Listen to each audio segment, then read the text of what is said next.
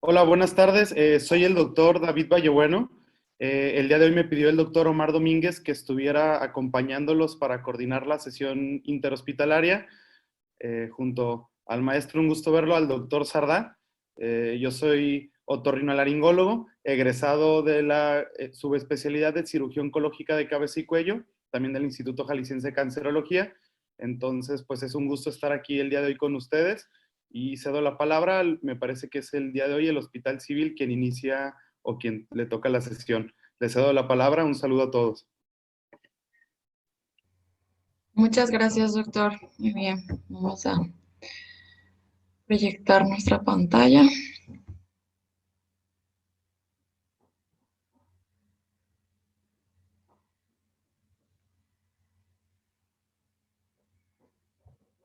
De acuerdo. Bueno, me presento, yo soy la doctora Kimberly Arceo y junto con mi compañero, el doctor Oscar Álvarez, vamos a representar al Hospital Civil Fray Antonio Alcalde y presentarles el caso clínico correspondiente a la sexta sesión interhospitalaria. Comencemos conociendo a nuestra paciente, una paciente de sexo femenino de 9 años de edad, originaria de Magdalena, Jalisco, residente de Etzatlán, Jalisco, y estudiante de cuarto año de primaria de religión católica. Se realizó un interrogatorio indirecto dirigido a su madre, quien niega antecedentes heredofamiliares y personales patológicos de importancia. A su vez que antecedentes personales no patológicos, residen en una vivienda que cuenta con todos los servicios, zoonosis positiva, convivencia con un perro, fauna nociva positiva para ratas y ratones, tabaquismo pasivo positivo durante toda su infancia, vacunación completa hasta los 6 meses de edad y alergias negadas. Dentro de sus antecedentes perinatales, la madre reporta un embarazo normoevolutivo en donde a través de un parto vaginal a las 37 semanas de gestación se obtiene un producto único de 3.2 kilogramos de peso con una talla de 49 centímetros. Desconoce la calificación de Apgar, sin embargo, se egresan en conjunto materno-producto. El motivo de consulta es una tumoración facial.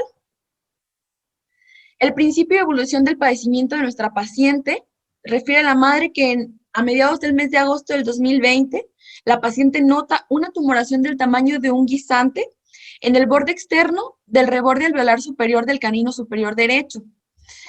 Esto las ocasiona que acudan con un odontólogo, el cual diagnostica un absceso periapical y recomienda la extracción de la pieza afectada.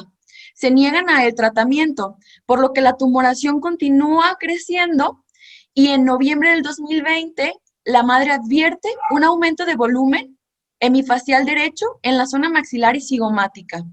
No es hasta diciembre del 2020 que deciden acudir con un segundo odontólogo, quien bajo el mismo diagnóstico decide la extracción de la segunda premolar superior derecha. Refiere que además de obtener este órgano dental, obtiene un tejido de origen indeterminado, el cual no es enviado para su estudio histopatológico. Para enero del 2021 no existe mejoría clínica. Por el contrario, notan un mayor aumento de volumen hemifacial, por lo que acuden con un tercer odontólogo, quien solicita una ortopantomografía. A raíz de este estudio, decide también solicitar una tomografía simple del macizo facial y enviar a la paciente a un tercer nivel de atención. Es así como en febrero del 2021, la paciente acude a nuestra unidad hospitalaria y comienza su atención en nuestro servicio.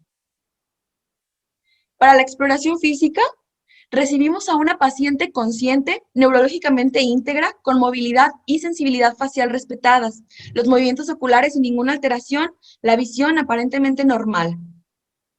Se visualiza un aumento de volumen a nivel maxilar y cigomático derechos, los cuales, debido a su peso, desvían la comisura labial, como podemos ver en la imagen. Se palpa a mismo nivel una tumoración fija, indurada, de bordes irregulares no dolorosa, que en sus diámetros máximos mide aproximadamente 4 por 5 centímetros. Dentro de la exploración de la cavidad oral, vemos los labios respetados, la apertura de la misma cavidad adecuada. Podemos ver la arcada inferior sin ninguna alteración, la mucosa alveolar y yugal sin lesiones visibles, la lengua está normotrófica móvil, una úvula central, amígdalas palatinas grado 2 y sin descarga posterior. Se visualiza una tumoración a nivel del proceso alveolar superior derecho, con pérdida de la anatomía que vemos aquí específicamente del vestíbulo bucal, que compromete desde la primer premolar hasta la segunda molar. Recordemos que la única pieza que fue extraída fue la segunda premolar, además de el involucro de lo que parece ser aproximadamente el 50% del hemipaladar derecho. Podemos observar que la mucosa gingival presenta un aspecto inflamatorio, de coloración heterogénea con parches pálidos y violáceos, de consistencia dura, fija, no dolorosa la palpación, además de la elevación simétrica del paladar blando. Dentro de la pirámide nasal, esta estaba simétrica.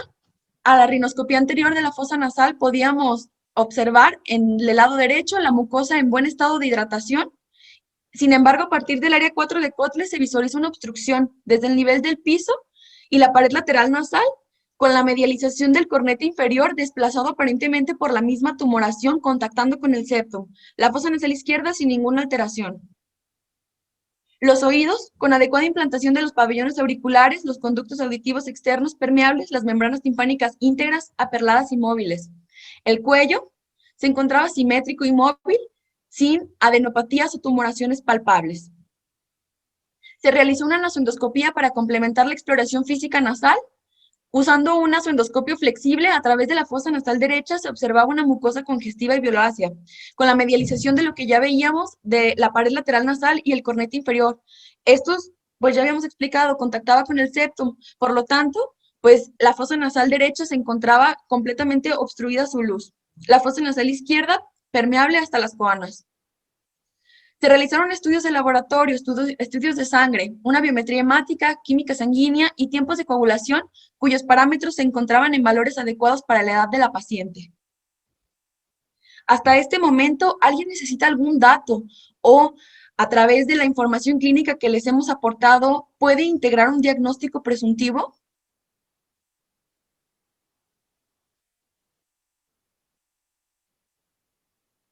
Ok. Aún no tenemos comentarios, doctora. De acuerdo, entonces vamos a continuar. Estudios de imagen. Como ya saben, contábamos con una ortopantomografía y una tomografía simple del macizo facial, por lo que nosotros decidimos complementar este abordaje con una tomografía contrastada. Lo que tenemos en pantalla es la ortopantomografía, en la cual podemos iniciar a observar esta imagen radiopaca que aparentemente está ocupando el seno maxilar y desplaza el eje en su totalidad de la erupción dental. Por ejemplo, podemos ver cómo este canino debería estar distal a el incisivo lateral. Sin embargo, su vertiente se encuentra por encima de la raíz del incisivo medial o central.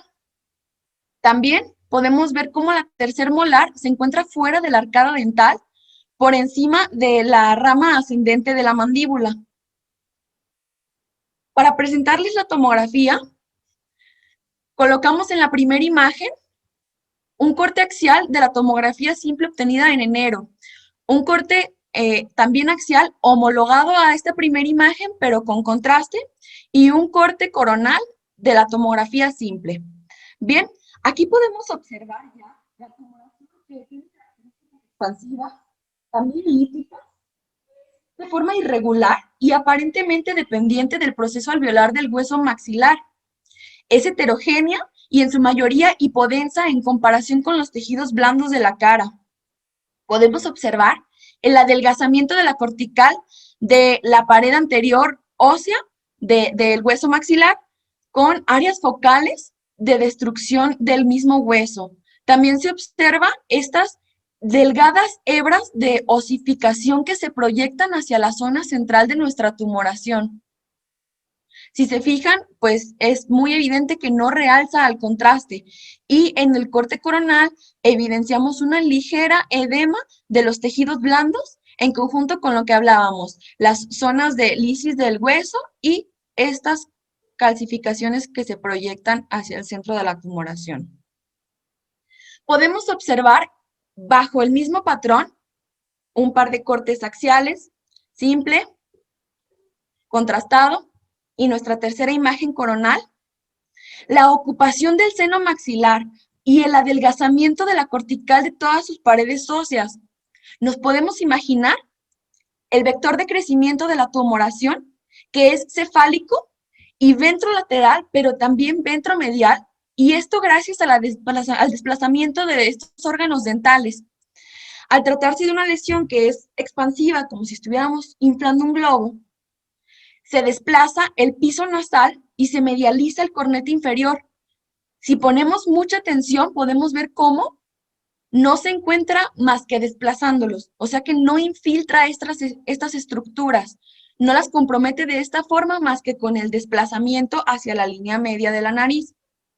A su vez, si viajamos hasta nuestro corte coronal, podemos, pues, imaginarnos la integridad del complejo osteomiatal, secundario a que vemos la inserción del proceso uncinado sobre el cornete medio, una inserción de tipo C, y pues como conocemos que esta es un límite anatómico importante, pues pudiéramos imaginarnos que se encuentra el complejo respetado. A su vez, también observamos el orificio del nervio infraorbitario, el cual aparentemente está dehiscente, sobre todo aquí inferiormente. Sin embargo, no podemos hablar sobre el involucro o la integridad del nervio, pues al tratarse de la misma tomografía, ¿verdad? Si regresamos a nuestro primer corte, que es este corte axial, hay que observar las apófisis pterigoides, las cuales se encuentran con pues una íntima relación con la tumoración. Sin embargo, sobre todo, pues su lámina lateral pues no se encuentra desplazada, ni mucho menos destruida o infiltrada o dehiscente secundaria a la tumoración. Para estos cortes, igual seguimos la misma dinámica y podemos observar cómo aquí está el conducto nasolagrimal, el cual también se encuentra medializado, sin embargo no se encuentra infiltrado, y cómo el cornete inferior está en contacto con este pequeñito espolón. Podemos ver la forma lobulada que obtiene nuestra tumoración y su relación con la fosa pterigomaxilar, que si bien no se encuentra comprometiéndola, sí la comprime, pero miren, en el corte que tiene contraste podemos ver que su contenido vascular está aparentemente íntegro. Podemos ver también en nuestro corte coronal el límite, perdón, mejor dicho, más cefálico de nuestra tumoración y cómo se encuentra libre, pues, esta porción de la base de cráneo, ¿verdad? Y para esta diapositiva vamos a explicar una relación bien importante de la tumoración, que es la relación que tiene con la órbita. Si se fijan, sí se encuentra en contacto con la lámina papirácea, sin embargo, no la infiltra, aunque aparentemente desplaza ligeramente el globo ocular hacia lateral y ventral, pero pues no involucra más allá la órbita. Y muy importante, el piso. El piso de la órbita se encontraba íntegro, ligeramente adelgazado, pero no se encontraba infiltrado por la tumoración. Bien, también podemos ver cómo el seno esfenoidal y las celdillas etmoidales pues no tienen realmente relación con la tumoración. Hasta el momento, ¿alguien ha pues formado un diagnóstico presuntivo para nuestra paciente?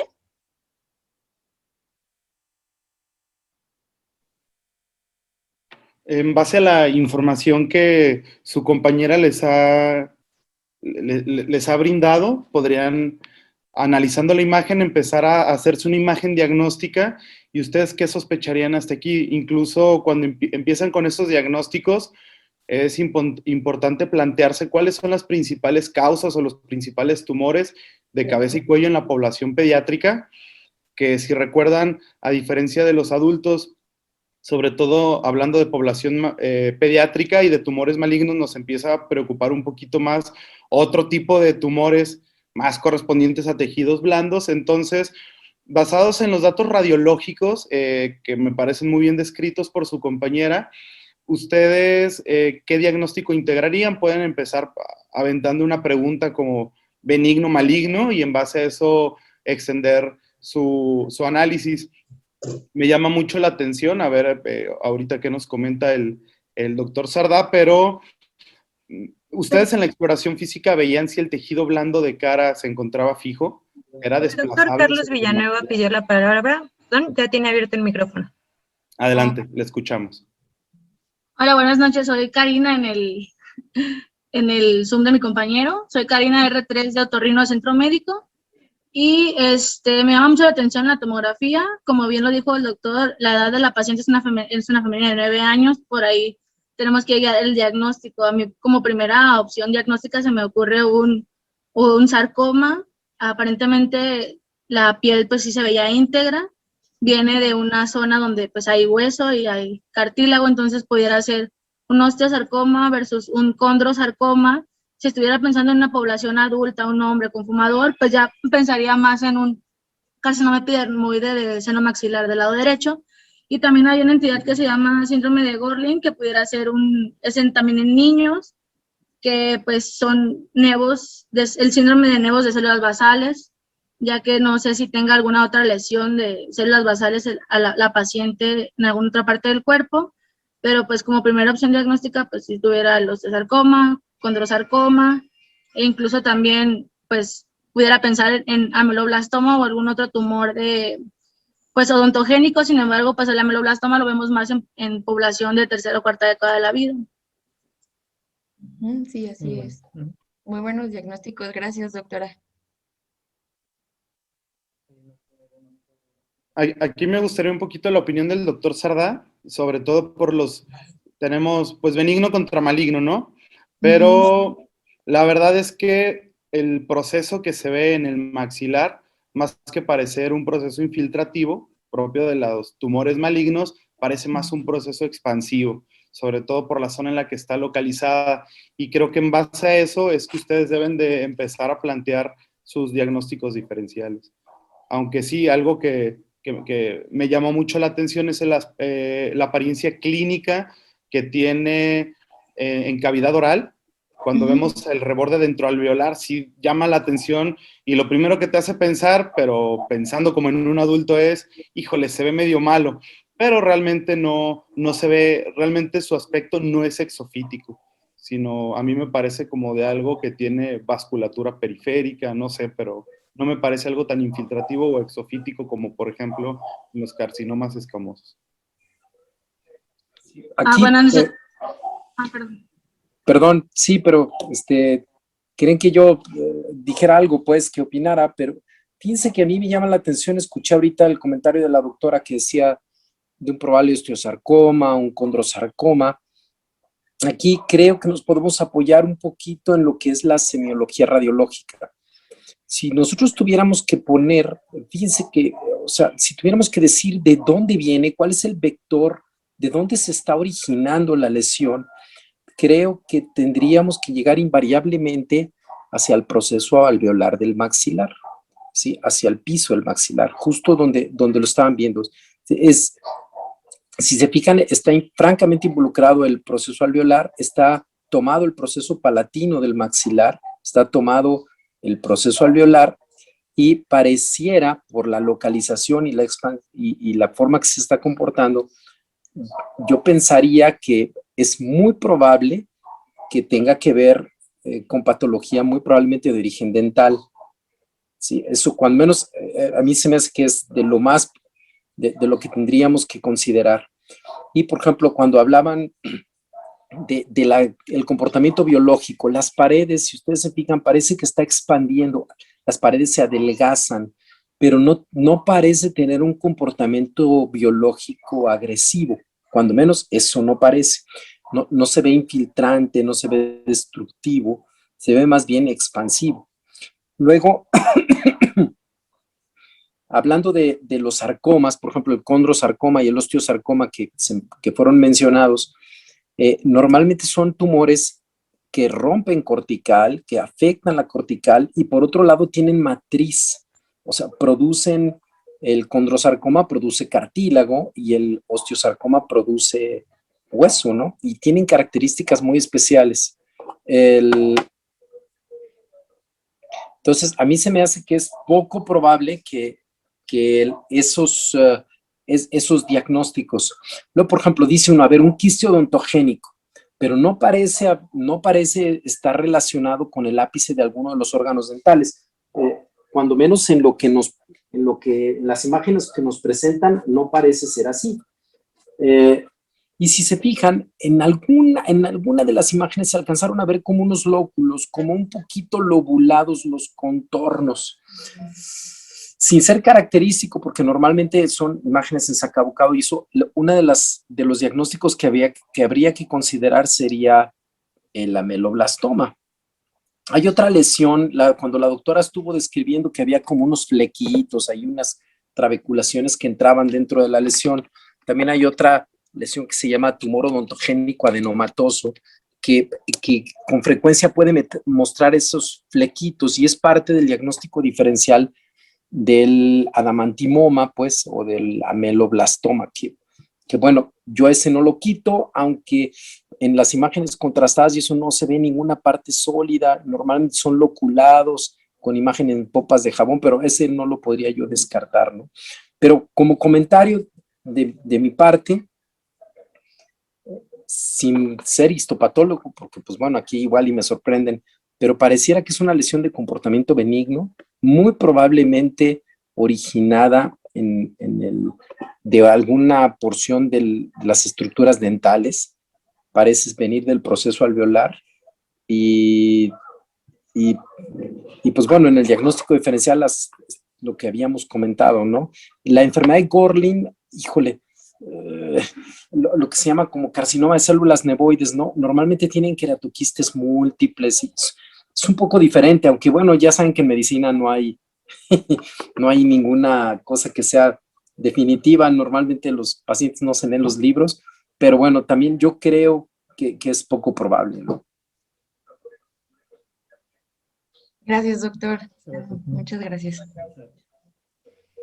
Doctora, una disculpa. El doctor Alberto está solicitando el odontopantograma, por favor.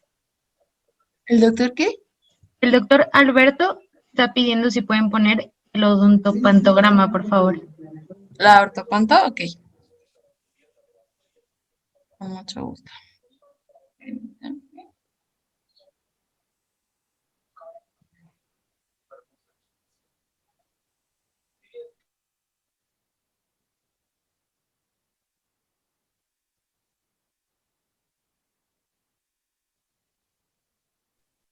Que aquí me llama un poquito la atención, doctor Sarda, con respecto porque también me viene un poco a la cabeza el ameloblastoma, aunque aquí en la ortopantomografía no me parece que tenga tanto la imagen típica de un ameloblastoma, pero...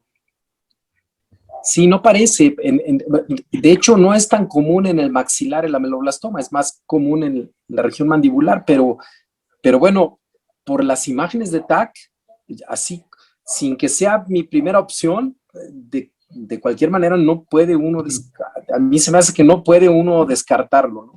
Por la tomografía. Sí, pero tienes razón, ¿eh? El ameloblastoma tiene una apariencia muy característica, pero bueno. El resto de los participantes, ¿qué les gustaría aportar? ¿Qué opinan? ¿Qué les parece? ¿Cómo van a continuar su abordaje diagnóstico? La doctora está solicitando la palabra de nuevo, ya tiene el micrófono abierto, y después de ella está el doctor José Alfonso, también con el micrófono abierto. Igual, comparto la opinión con el doctor Sardá del tumor odontogénico adenomatoso, ya que pues se dice que es el tumor de los 2/3 que ocurre en la maxila, o sea, en el maxilar, en el 2/3 de las veces, 2/3 en mujeres y 2/3 en la segunda o tercera década de la vida. La paciente, pues, si cumple con esos criterios, también no lo pudiéramos dejar de lado como diagnóstico diferencial. Gracias, doctora. Doctor José Alfonso tiene el micrófono abierto ya. Buenas noches. Buenas noches. Sí, por todo lo que han comentado, yo pensaría también, que están hablando que no hay datos de malignización. Yo pudiera pensar en un tumor de células gigantes por el sitio en el que está, lo que anteriormente se le llamaba granuloma de células gigantes. ¿Qué es lo que podría pensar en este momento? Gracias, doctor. Sí. Sí, creo que esa es una buena opción, ¿eh? Y creo que es una muy buena posibilidad de diagnóstico. Muy bien. Entonces, ¿continuamos? Para avanzar. De acuerdo. ¿Y cuál sería la conducta a seguir? Ya dimos diagnósticos diferenciales, topográficos, etcétera. ¿Qué es lo que ustedes habrían hecho si tuvieran esta paciente con estas características?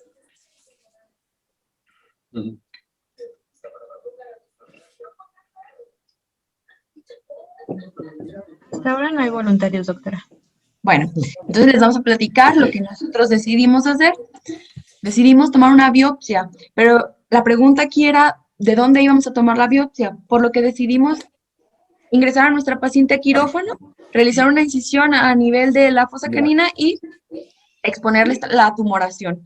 Se veía una tumoración blanquecina con una consistencia mixta entre blanda, gelatinosa e indurada, con algunas porciones óseas y que no era sangrante. De esta tumoración, que es la que tenemos aquí en pantalla, tomamos muestras representativas para su estudio histopatológico. Yo ahí les haría una pregunta, de hecho se me hace bastante bueno el abordaje y me llama la atención, ¿por qué de inicio no tomarían una biopsia de la cavidad oral? Me parece bien, pero me llama la atención porque es lo más rápidamente accesible y tal vez lo que uno como clínico, estando ahí en el consultorio, hasta se antojaría de una vez. Morderle. Así es. Me parece muy bueno el abordaje, pero me gustaría saber en qué pensaron para llegar a esa conclusión.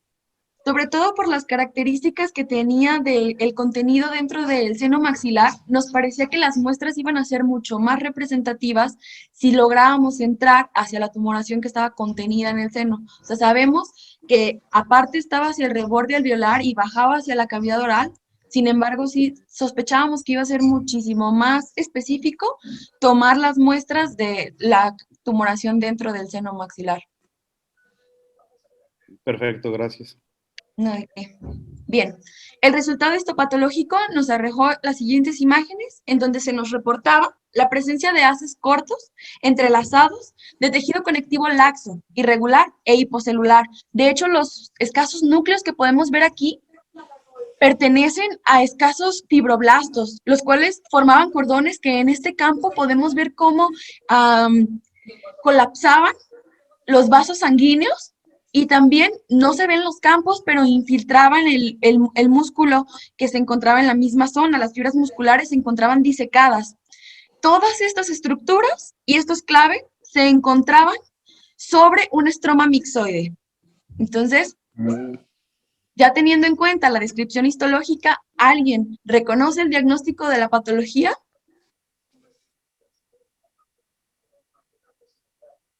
Si no, con mucho gusto se los decimos, ¿eh? Aún no hay voluntarios. Ok. Resultó un fibromixoma negativo a malignidad. Entonces, todos estaban muy cerca de dar con el diagnóstico, pero bueno, es algo muy raro que haya sucedido en este nivel. Vamos a abordarlo más adelante. Sin embargo, ahora teníamos una pregunta. ¿Cuál se considera que fuera el manejo ideal de la patología?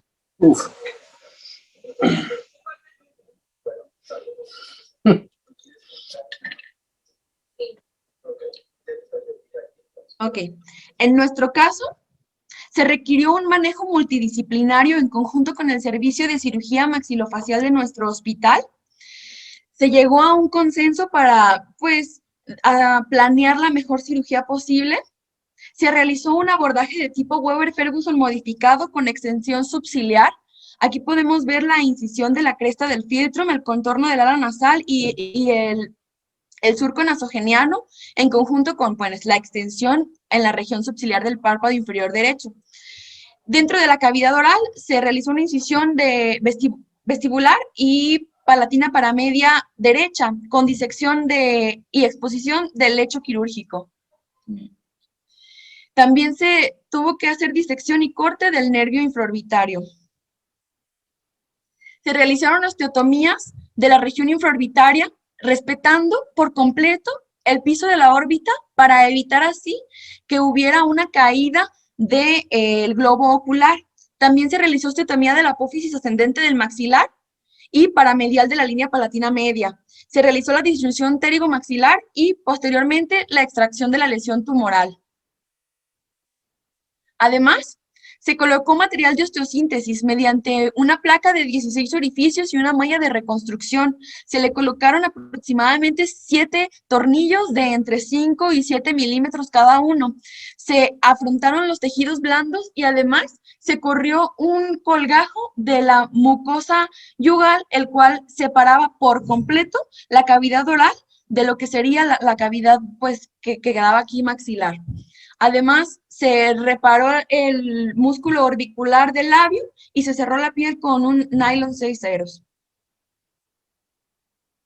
Se envió la pieza, evidentemente, para su estudio histopatológico, en el cual se nos arrojó una tumoración de 8.7 por 8.4 por 8 centímetros en diámetros máximos, con extensión transmaxilar ósea y, lo más importante, bordes quirúrgicos libres.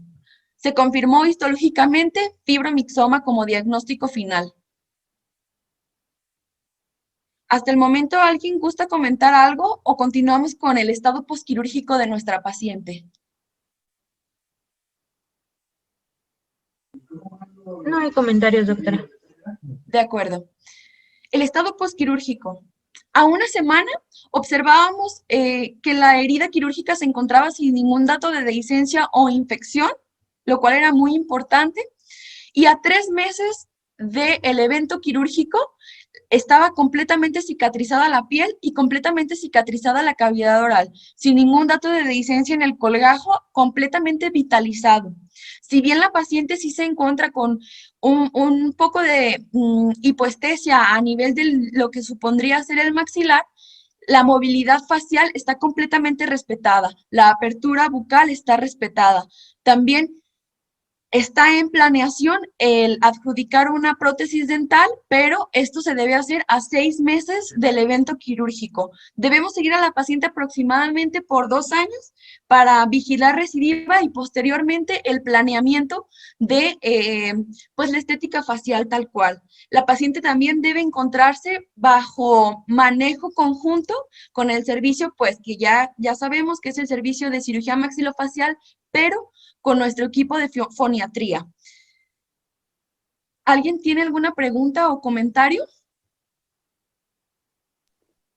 Fíjate que aquí en el comentario yo sí tendría algunas, bueno, cuestiones que plantear.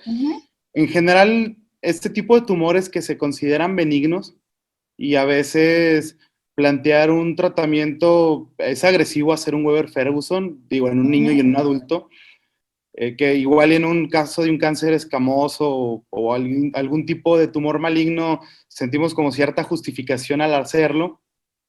Sin embargo, en general los tumores, este tipo de tumores a veces se pueden hasta hacer curetajes. El problema que hay es que recidivan hasta, no me acuerdo, creo que 30, 40%, no me acuerdo el porcentaje, pero tienen un porcentaje medio altillo de recidivas. Entonces, no me acuerdo si en la tomografía, me acuerdo que el piso o las paredes orbitarias se veían como con una reacción ahí osteítica. Sin embargo, a veces el resecar el tumor el piso orbitario, porque para resecar tumor orbitario, pues claro, hay que hacer un Weber-Ferguson. Sin embargo, a veces en niños se prefiere tratar de hacer un abordaje que sea menos transfigurativo o que disrumpa menos el contorno facial, como por ejemplo hacer un degloving hemifacial. Con el degloving es un tumor que se puede quitar excepto para quitar el piso de la boca, perdón, el piso de la órbita. Ahí sí, digo, es pues por lo único que sí pues me parece adecuado, pero no es el primer caso que nos toca ver así en niños y es algo, digo, me parece, no es una crítica al abordaje, me parece que fue correcto, pero sí deben de tener siempre niños, sobre todo en tumores benignos, sobre todo en tumores recidivantes, a veces cuidado de no hacer un abordaje tan grande porque a veces la experiencia nos dice y nos sentimos orgullosos del abordaje, pero les cambiamos mucho la calidad de vida a los niños. Entonces, mi comentario sería siempre plantear si se puede hacer algo que no sea transfacial en un niño, pues siempre tratar de preferirlo. Aquí me acuerdo más o menos ahorita de las imágenes de la órbita, me parece que lo justifican, pero sería algo que les dejaría siempre en consideración, porque si, digo, son raros, pero no va a ser raro que se lo presenten. Bueno, yo ya no estoy en estas sesiones, pero nos tocó ver algunos cuando estaba en estas sesiones, y sí, yo algo que recuerdo es que a veces sí les cambia mucho la calidad de vida a los niños. Ya no quieren salir a jugar, ya no quieren ir a la escuela, y al fin y al cabo siempre recuerden que, claro, estamos para curar, pero siempre hay que buscar calidad de vida en todos los pacientes. Es algo importante. Entonces siempre plantear otro tipo de posibilidades. Aquí, pues me parecería que también un degloving pudiera ser adecuado, pero bueno, el piso de órbita no se hubiera alcanzado y por lo tanto me parece que fue correcto. ¿Sale? Sí, gracias, doctor. Muy bien. Entonces, pasaremos al abordaje de tumores odontogénicos. Perdón, el doctor José Alfonso pidió la palabra, ya tiene el micrófono abierto. Por favor, doctor. Gracias, buenas noches otra vez. Yo coincido mucho con el doctor, sí me parece un abordaje muy agresivo para un niño tan chiquito. Yo hubiera pensado la posibilidad de hacer también un desguante facial, un degloving, combinado con un abordaje transconjuntival, por la parte inferior de lo que es la conjuntiva, y sí se puede abordar el piso de la órbita. Sería mi comentario. Ok, gracias, doctor. Muy bien. Si alguien comentario, muchas gracias, Kimberly. Vamos a ver sobre la revisión de la literatura sobre estos casos, acerca de los tumores odontogénicos. Si me preguntan este tipo de tumores, a darles un adjetivo, la verdad es que son rarísimos, son pocos los publicados en diferentes revistas. Son raros y de comportamiento agresivo, destructivos y altamente mutilantes en cuanto si hacemos a revisión a cómo les va a los pacientes al extraerlos, son mutilantes y que pueden llegar a comprometer la vida, por lo que es de suma importancia diagnosticarlos a tiempo cuando aún son pequeños. Es importante conocer de la patología, por lo que iniciaremos hablando sobre la frecuencia de estos tumores. Y hablaremos también sobre lo básico, la definición. ¿Qué son los tumores odontogénicos? Son cualquier tumoración originada de los maxilares, ya sea por proliferación epitelial, mesenquimal o mixta, que se asocian a la odontogénesis. Ahora, ¿cuántos tipos de tumores odontogénicos existen y cómo se clasifican? Bueno, en la última revisión del año 2017, hecho por la Asociación de Patología de Cabeza y Cuello Mundial, en el 2017 por la OMS, se hizo una nueva revisión en la cual dividieron a estos tumores odontogénicos en tres grandes grupos. Están los malignos, los benignos, que a su vez se dividen por su origen en epitelial, mesenquimal y mixto. Y un añadido a esta nueva clasificación fueron los tumores quísticos odontogénicos, que anteriormente tenían un apartado como quistes odontogénicos y en esta nueva revisión ya los agregaron como tumores odontogénicos. Aquí, sin ahondar mucho, estos son los tipos de tumores de acuerdo a su clasificación. Voy a nombrar los más comunes sin especificar si es a nivel mundial o en nuestro medio México, que veremos que es especial nuestro medio en diferencia a otros países. Dentro de los malignos, el más común tenemos al carcinoma ameloblástico y los sarcomas odontogénicos. Dentro de los tumores benignos de origen epitelial, tenemos al ameloblastoma. Dentro de del origen mixto, tenemos al odontoma. Y dentro de los mesenquitomatosos, tenemos al fibroma o fibromixoma. Y dentro de los quistes odontogénicos, el más común por mucho es el quiste radicular. De hecho, con el nuevo agregado de los quistes odontogénicos a esta clasificación, ya se considera que el tumor odontogénico más común a nivel mundial es el quiste radicular. Ahora, conociendo de la epidemiología, son tumores altamente raros, se consideran que es el 1% de todos los tumores de la cavidad oral. Y esta tabla es muy importante, representa una revisión sistemática de los países que han reportado los distintos tumores odontogénicos de tipo sólido. México se encuentra por su prevalencia en el 6º país más frecuente de los tumores odontogénicos, con 349 casos reportados. Los primeros lugares se encuentran Estados Unidos y China. También quiero hacer hincapié en países de África, lo verán más adelante por qué, como Nigeria y Tanzania. Y dentro de esta referencia que hacía este artículo, la busqué y este es lo último que hay en México. Fue un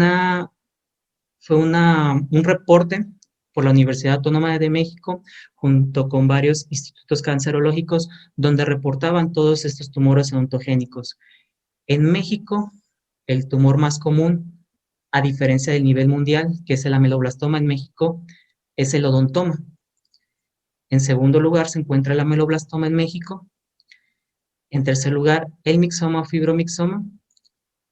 Y dentro de los quísticos, el más común en México es el quiste calcificado odontogénico, por lo que México tiene esa particularidad en cuanto a la epidemiología, es diferente a otros países.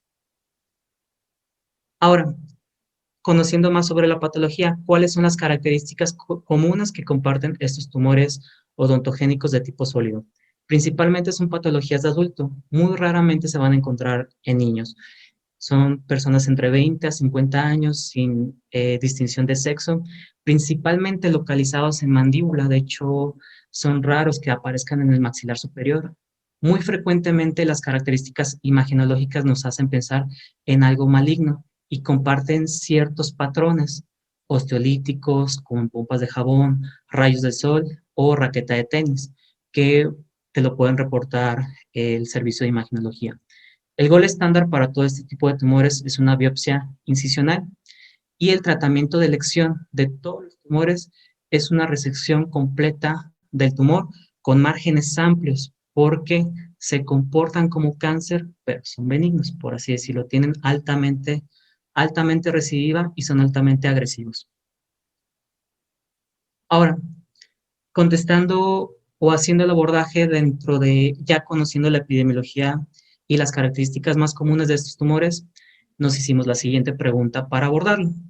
¿Qué tumor odontogénico tiene más prevalencia en nuestro medio, México, y con localización en el maxilar superior? Que como vimos es raro y aparte tenga características radiológicas de malignidad. En este mismo estudio que reportó la Universidad Autónoma de México, si recordamos la paciente, podemos ser más específicos en qué área del maxilar superior estaba el tumor. Consideran en este artículo que la parte anterior del maxilar son los dientes incisivos junto con el canino, la parte media son los premolares y la parte posterior son los molares.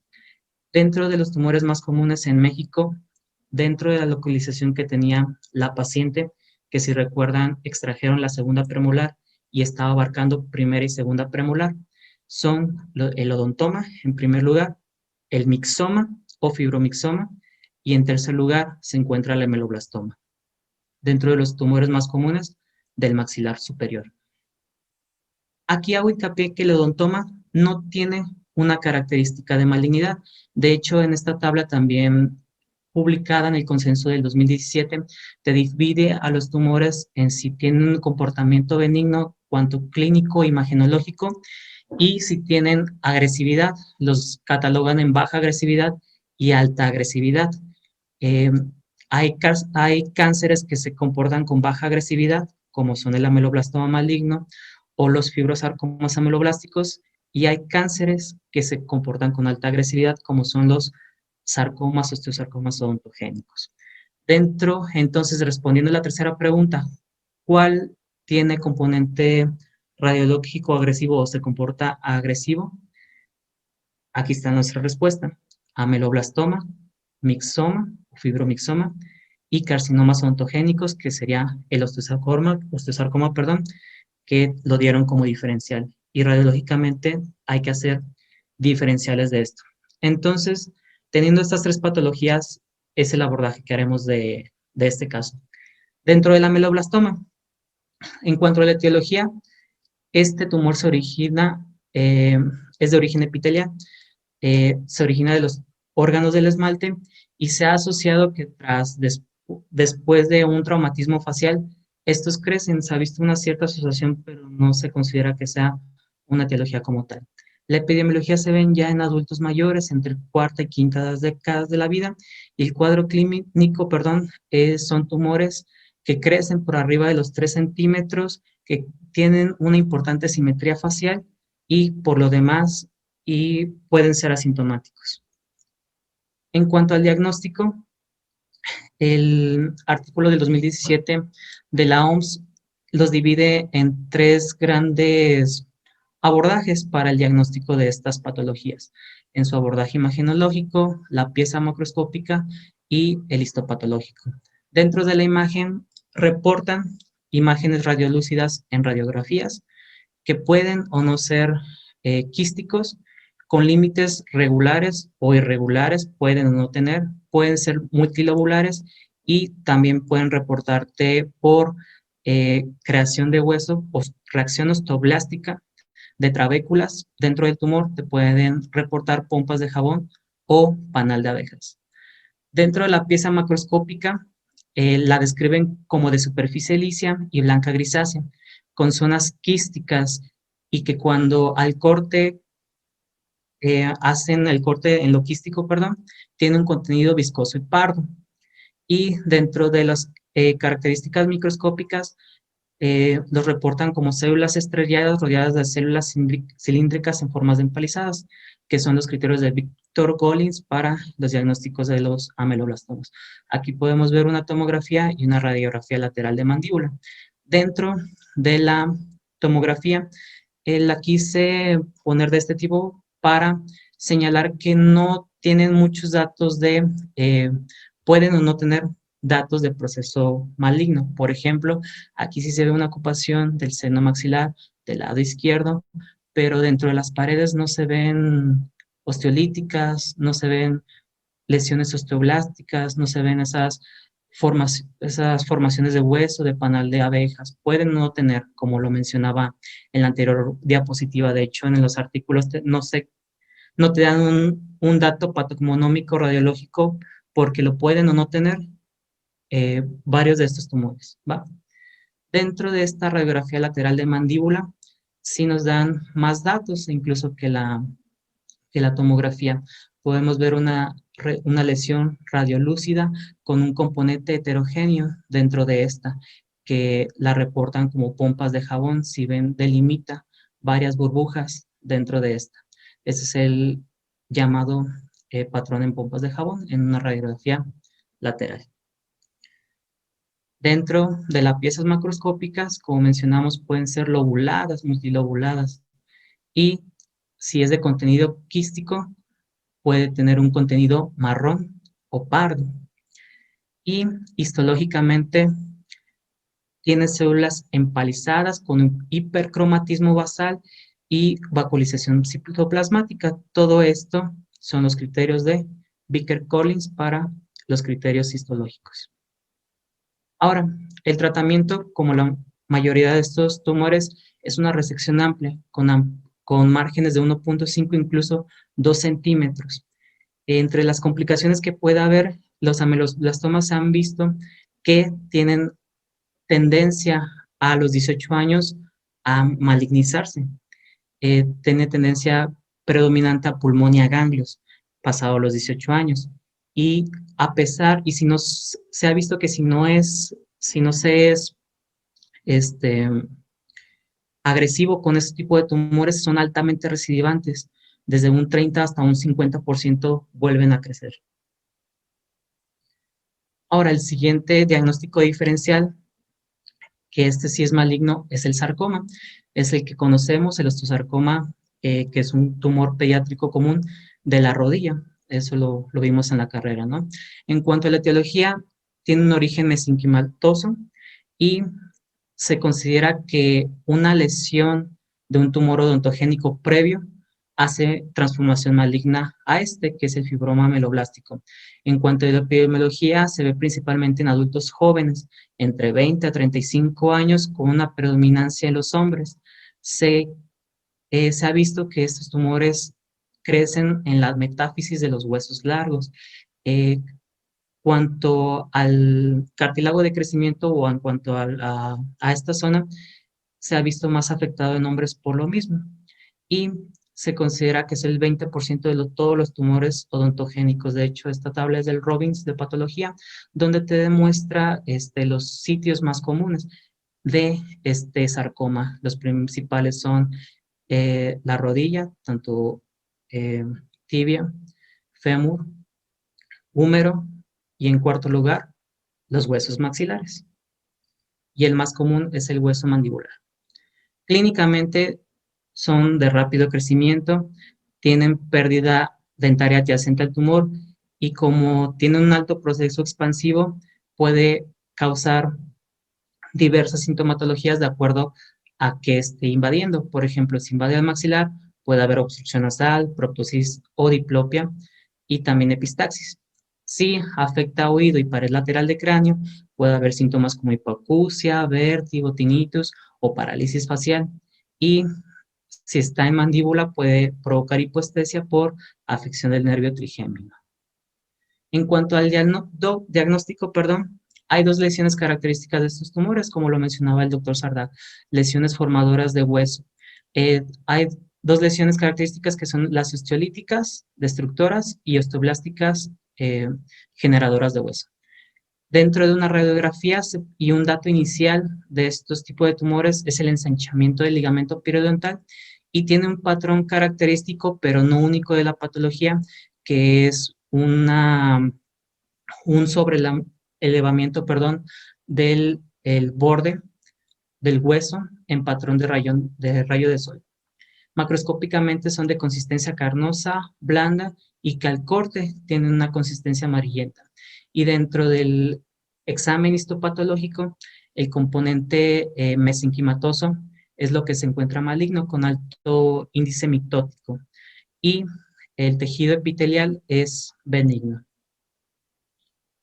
Y observamos una tomografía con un corte coronal, donde se ve altamente un proceso expansivo del maxilar superior con osteolisis de los bordes del hueso maxilar con generación osteoblástica, o sea, que genera hueso, ¿sí? Y también lo destruye. Estas son las características que comparten osteolísticas y osteoblásticas. Y dentro de este corte axial visualizamos lo mismo, creadoras de hueso. Aquí también tenemos una trabécula septada y altamente expansiva y destructiva. En este estudio imagenológico vemos un elevamiento del borde de la mandíbula en un patrón de sol naciente. Es la imagen característica radiológica del sol naciente, y en esta se puede observar un ensanchamiento del ligamento periodontal que es característico y dato inicial de esta patología. A la consistencia los describen como blandas y al corte amarillos, y histopatológicamente el tejido mesenquimatoso es lo que se encuentra maligno y con un índice altamente mitótico, ¿va? Ahora, el tratamiento es similar. Hay que hacer una resección en bloque con márgenes amplios, y aquí hay criterios para dar radioterapia pre o postquirúrgica y también dar como quimioterapia. A quienes se les van a dar radioterapia son tumores de alto grado con márgenes quirúrgicos positivos a la resección, lesiones que sean mayor a 5 centímetros o que sean recurrentes o inoperables. También se le va a dar quimioterapia a las lesiones irreseclables, que hagan metástasis a distancia y con márgenes quirúrgicos positivos a la extracción. Entre las complicaciones es altamente agresivo, con tendencia a metástasis pulmonar y recidivante si no se es agresivo al quitarlos, con 30 a 40%. Y por último, el diagnóstico de la paciente, el fibromixoma. En cuanto a la etiología, es un tumor de origen mesenquimatoso. También se ha visto asociado a traumatismos y algo muy reciente, los arenovirus. En este artículo mencionaban como los arenovirus como un potencial etiológico de los tumores odontogénicos en humanos. Esto se observó, es una hipótesis aún, no se obtienen aún resultados. Se ha visto en zonas endémicas, en Uganda, en Tanzania, en países subsaharianos de África. Se ha visto alta frecuencia de estos tumores odontogénicos, del ameloblastoma, del fibromixoma, y que incluso se ven en niños. De hecho, reportan muchos casos en pacientes de 6 meses a 6 años de edad, cosa que es rarísima. Se ha visto también una alta prevalencia de este virus que ocasiona una enfermedad llamada fiebre Lassa, que entra dentro de los síndromes de fiebre hemorrágica similares al dengue. Entonces, este país, o bueno, más bien estas zonas, son endémicas de este virus y son endémicas en cuanto a fibromixomas, los mencionan. Entonces, un médico misionero estadounidense reporta esto, de que ha visto esa asociación, pues los lugareños o las personas que viven ahí en sus dietas comen murciélago, comen ratas, comen incluso serpientes, víboras, etcétera, y eso es normal, y viven en un hacinamiento y pues en lugares sucios, etcétera, donde el transportador de esta enfermedad, que son los ratones, pudieran infectarlos. El arenovirus se obtiene, o la fiebre Lassa, perdón, se obtiene por la mordedura de ratones, por comer carne cruda de ratones, porque un ratón defecó en tu comida o mordió tu comida y comes eso, te puedes infectar. Y ustedes me dirán, oye, pero aquí hay arenovirus en México, en América. Sí, sí lo hay. De hecho, se han reportado casos en Sudamérica y Centroamérica eh, debido a estos virus. Este es un diferencial bueno del dengue, ¿va? Entonces, no sé si recuerdan que dentro de la fauna nociva de la paciente era positiva a ratones. Entonces, puede ser una asociación, la verdad. No, no estaría de más de estudiarla, ¿va? En cuanto a epidemiología, y podemos ver el caso raro de la paciente, principalmente es entre la segunda y quinta década de la vida, un promedio de edad de 26 años, no está la paciente en ese promedio, era 9 años. Eh, Predominantemente mencionaba este artículo que era en mujeres de 1.4 sobre 1 a hombres, principalmente aparece en mandíbula, 2/3 de los casos en mandíbula y 1/3 en maxilar, otro dato raro en la paciente. Y el cuadro clínico es un proceso, una tumoración que crece a causa de asimetría facial y es asintomático por lo demás, como el caso de la paciente, ¿no? Que fue creciendo poco a poco. Igual, en el diagnóstico imagenológico, en la radiografía se ven lesiones radiolúcidas, describen estos patrones de raqueta de tenis, panal de abejas, altamente un proceso expansivo con el desgrasamiento de la cortical y conceptos hiperdensos también donde se describen patrón de rayos de sol. Y cuando se utiliza el contraste, da unos buenos límites entre la lesión y las estructuras circundantes, lo que el doctor nos mencionaba que no infiltra hacia otras lesiones. O sea, un estudio contrastado nos ayuda mucho para saber si invade a otra estructura circundante, a un tejido blando.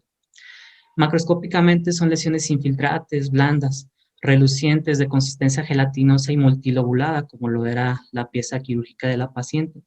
Y microscópicamente, al carecer de cápsula fibrosa, por eso tiene ese proceso expansivo tan alto, ¿no? Y lo describen como células falciformes en forma estrellada y dentro de una matriz mixomatosa, que es lo que le da el nombre a este tumor. Y se le pone o se le agrega el nombre de fibro cuando tiene una gran cantidad de fibras de colágeno.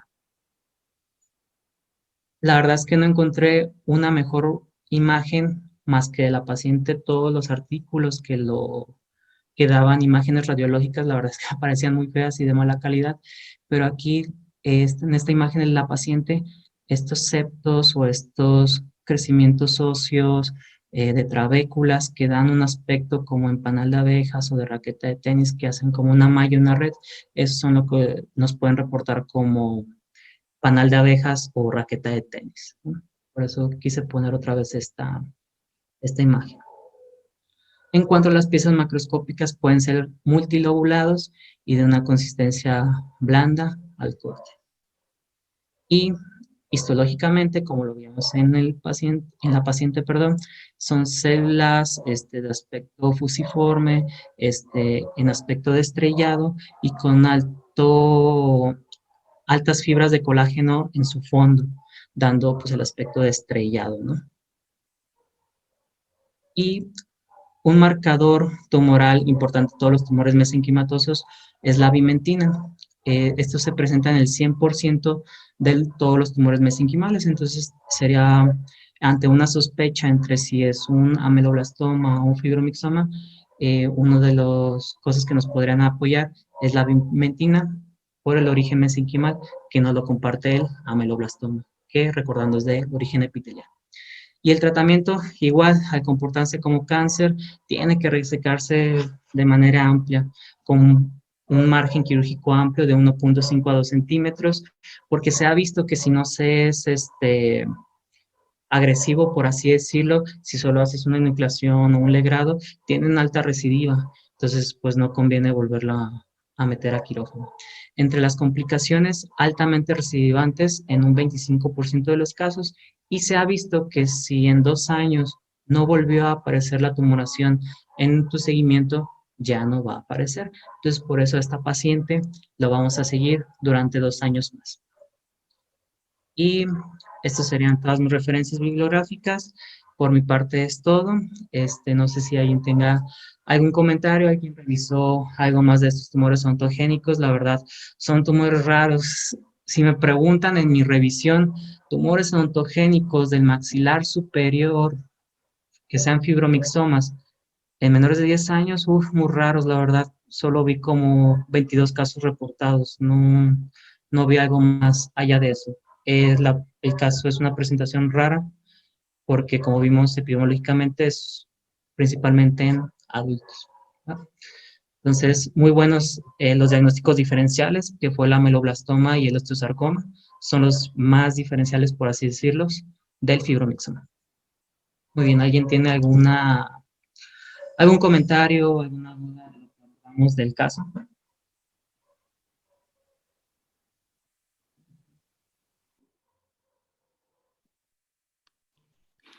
Yo nada más un pequeño comentario. En general me parece bastante buena la revisión.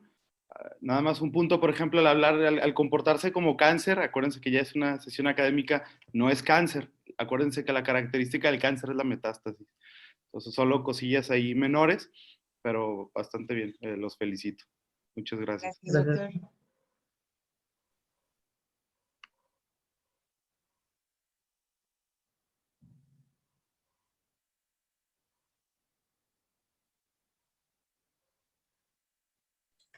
¿Alguien más tiene algún comentario? Mira, de hecho. Ok. Doctor Sardá, ¿algún comentario final? Pues gracias, pero ahora sí que me pareció que está muy completo, muy bien. La verdad es que no es un tumor que tenga, perdón, no es un diagnóstico que tenga uno ahí bajo la manga. Fue una muy buena revisión y cómo manejar y abordar este tipo de lesiones, ¿no? Que no es muy común, cuando menos dentro de la patología que en lo personal yo veo, no es muy común. Y entonces, pues bueno, es interesante tener siempre todos los conceptos que nos compartieron en cuenta. Muchísimas gracias. Los felicito, a mí me gustó mucho el caso. Muchas gracias, doctor. Sí.